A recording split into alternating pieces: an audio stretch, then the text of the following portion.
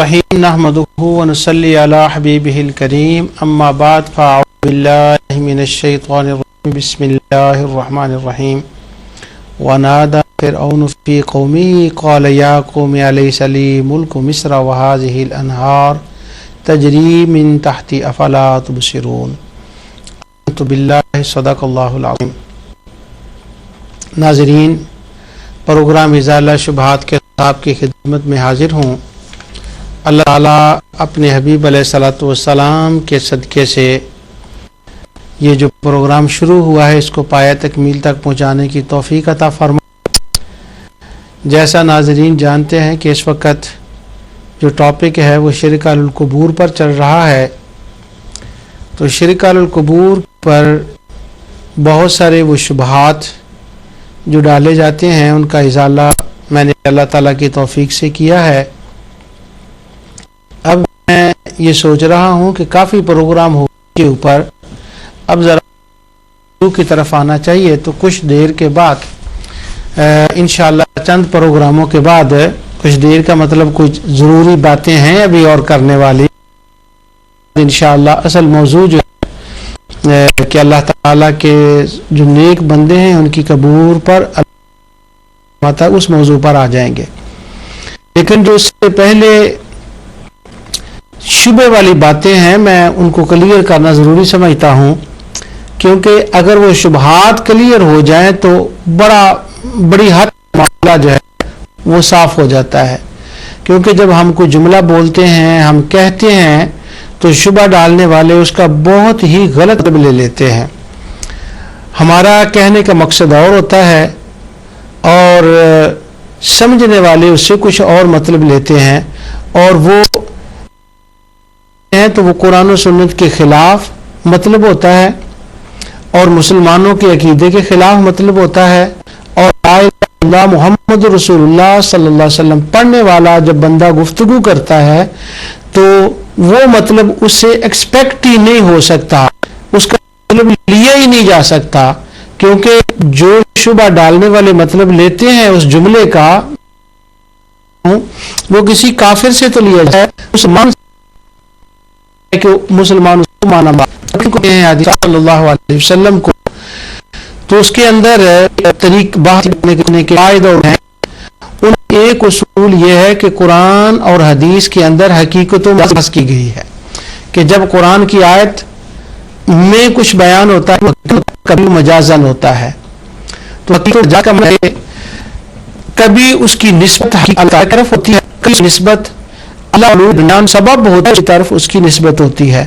इसनादी अकली और मजहब ये वक्त होता है जब बंदा मुसलमान। एक तो ये बात, दूसरी है कि हम अपने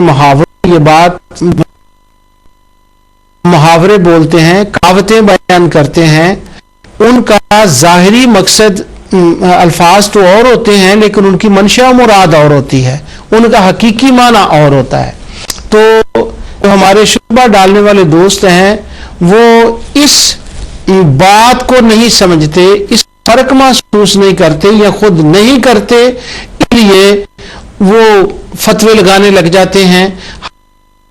मजाज के कानून कोई बंदा ना कुरान को समझ सकता है ना हदीस को समझ तक सकता है। इसके अल्फाज बाज मौके पर और होते हैं और उनकी मंशा मुराद कुछ और है।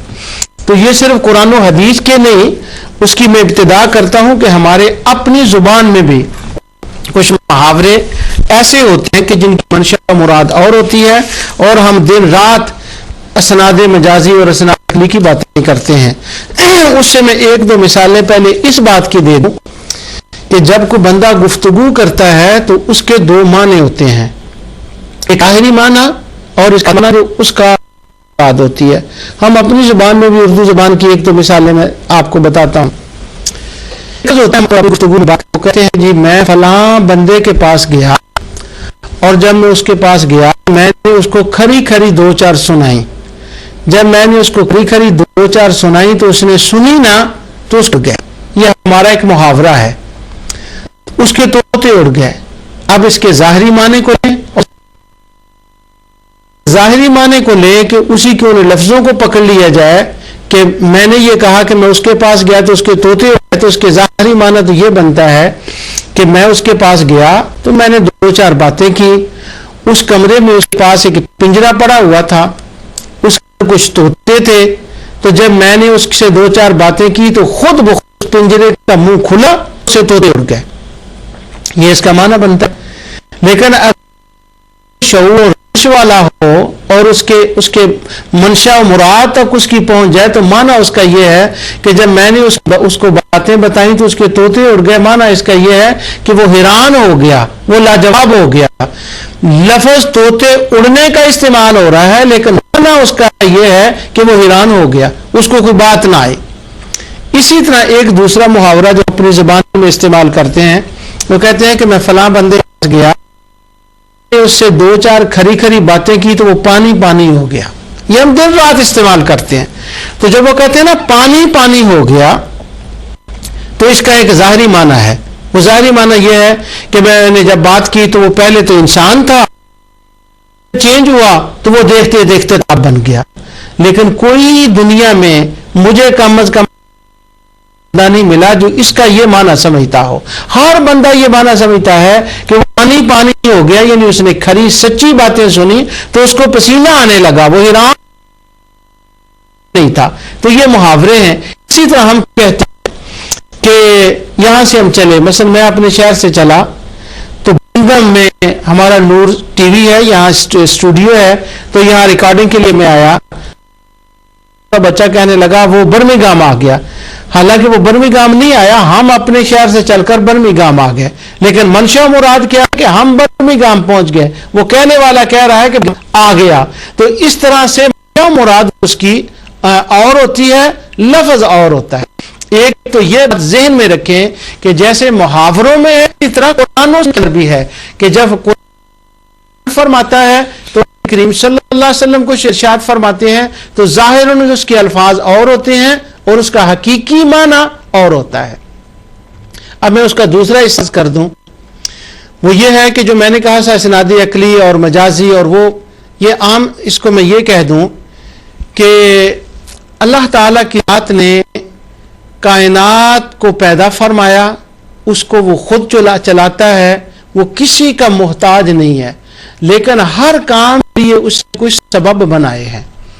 اور جب ہم بات کرتے ہیں کہ یہ کام ہو گیا تو کبھی ہم اس کی نسبت اس جو سبب ہے اس طرف کر دیتے ہیں اور کبھی اس کی نسبت حقیقت کی طرف کرتے ہیں. مثلا میں کہتا ہوں کہ میرے شیخ نے مجھے یہ پڑھایا. پڑھانے جو شیخ ہیں وہ تو درمیان میں ایک واسطہ ہیں, میں پڑھانے والا اور پڑھنے کی قوت عطا کرنے والا تو اللہ تعالیٰ کی ذات ہے. اس نے مجھے پڑھایا, کس نے؟ اللہ تعالیٰ نے پڑھایا. اس کا معنی کیا ہے کہ اس نے پڑھنے کی توفیق دی, لیاقت پیدا کی, قوت عطا فرمائی. اور میں نے کہا استاد نے پڑھایا, تو یہ جو استاد کی طرف جب عارضی عقلی مجازی نسبت ہے, حقیقی نسبت اللہ کی طرف ہے اور عارضی نسبت استاد کی طرف ہے. ہم یہ کہتے ہیں کہ میرے سر میں درد تھا اور میں نے یہ پیراسیٹامول کی گولی کھائی, اس سے مجھے گولی نے آرام دے دیا, وہ ٹیبلٹ نے آرام دے دیا. تو اب جب میں یہ کہتا ہوں تو اس کی نسبت میں آرام دینے کی اس کی طرف کر رہا ہوں. ہم سب کرتے ہیں, یہ نہیں کہ میں ہی کر رہا ہوں, ہم سب کرتے ہیں دوائی کی نسبت, لیکن اصل میں شفا دینے والا کون ہے؟ اللہ کی ذات ہے. تو میں نے کہا کہ اس ٹیبلٹ نے مجھے شفا آرام دیا, تو یہ نسبت میں سبب کی طرف کر رہا ہوں, اس کا حقیقی معنی نہیں ہے, یہ مجازی ہے. یعنی یہ واسطہ اور وسیلہ بنی ہے دوائی شفا, لیکن اس کی نسبت میں اس کی طرف کر رہا ہوں. اب گولی سے ایک اور مثال سمجھ لیں, وہ یہ کہ اس وقت دنیا کے اندر